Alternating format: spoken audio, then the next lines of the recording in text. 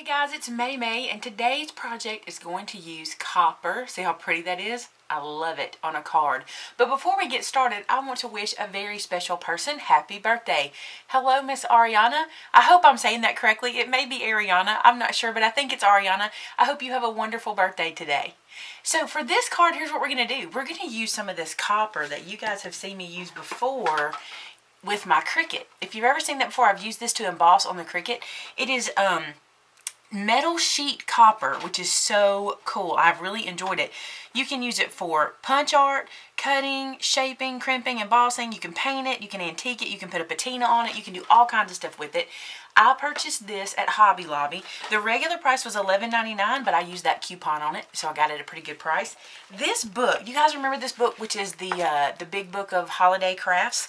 Well, check this out. This card I was flipping through, and it has copper on the back of it. And I was like, oh my goodness, I want to try that. So I played around a little last night, and this is what I came up with, and I wanted to show you guys, and I am in love. This embossing folder I use says vintage buttons on it, and I thought this was cute to add the little buttons and the little tag, and we're going to make a different one today, but I thought that was cool to show you.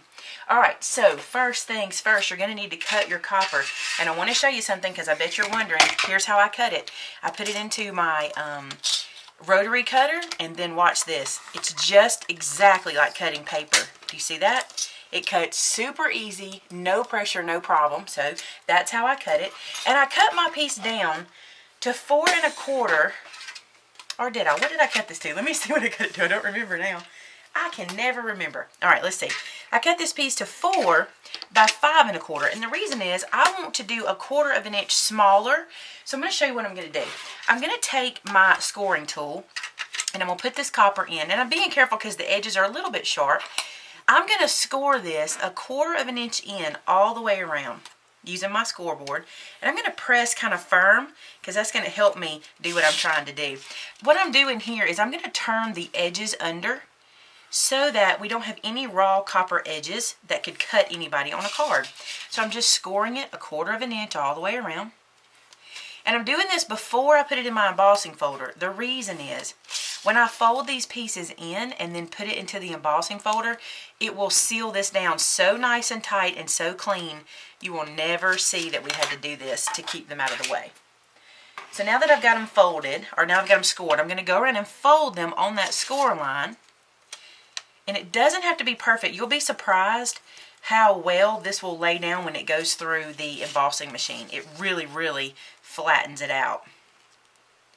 I'll be using my Cuttlebug for that. I do want to kind of get this as straight as I can. I got kind of sloppy on that one. You can always unfold it and refold it.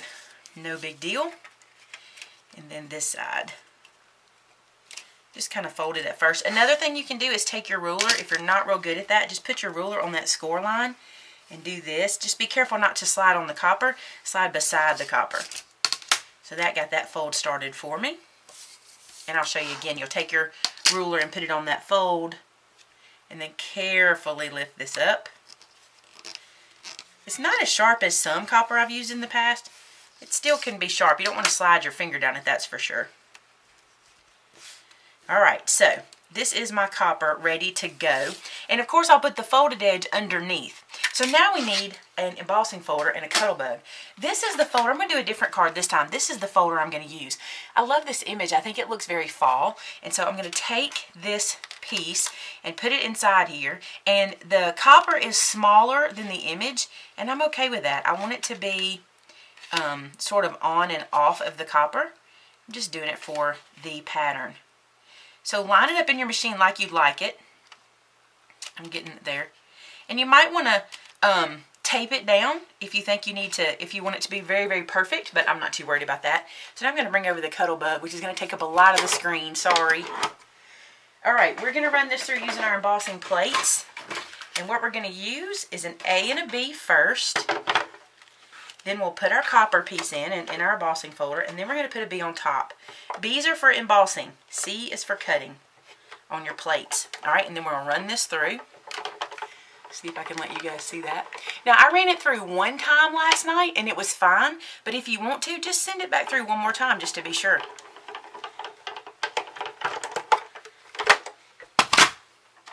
Now I left this here. I want to show you. I'm just going to take it out and show you exactly what it looks like when it comes out. And it is stunning. Look at that. Beautiful. And you cannot see, I mean, these edges where we folded are completely flat and out of the way. Perfect piece for our card. I'm going to set that aside, move this guy out of the way. Now then, I'm going to work on some embellishments for the card before we assemble it. One thing I want to do is I want to make a tag, and I'm going to use a sentiment from this stamp set, which is called Define Emotions. You can get this in my stamp store if you're interested. And I'm going to use some black Memento ink, or Tuxedo black ink, and I'm going to stamp the word thankful right onto this tag. It's going to be a tag. Right now it's just a square. I love that. And then let me get out my tag corner punch. So many of you asked me where I got this one. This is the punch that makes the tag corners. You see that? They have discontinued this punch, and sometimes we can find it on different crafty websites online where they haven't sold out of them, but they tend to be really expensive. So I don't have a link for that right now, but anytime I do, I try to share it with you guys. I'm going to glue this guy straight down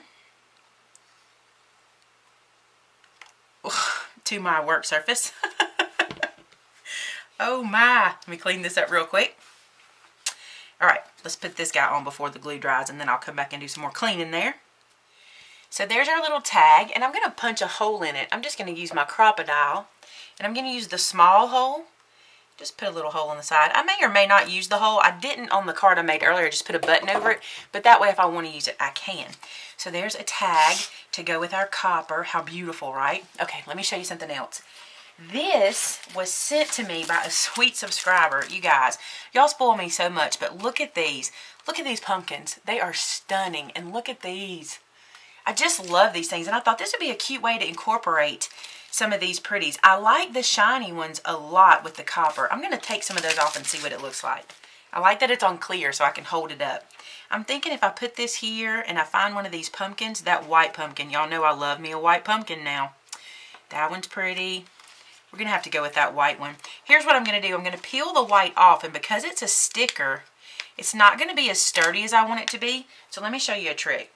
So I have a scrap piece of cardstock here. I'm going to stick this guy down to this cardstock, nice and firm.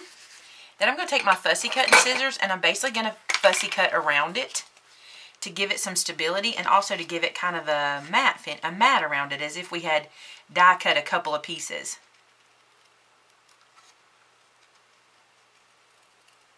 So now it's a little firmer because it's on some cardstock instead of just being a sticker. So now I'll be able to pop it up and get a nice look from that. That is so pretty on there. Okay, now let's look at the back of the card. This is my card base. It's just going to be a plain piece of cardstock, so I'm going to score it real quick. This is a A2 size card, so I'm going to score this at 5.5. And I'm doing this in portrait style instead of landscape. So that means that the top will fold. It'll be a top folding card.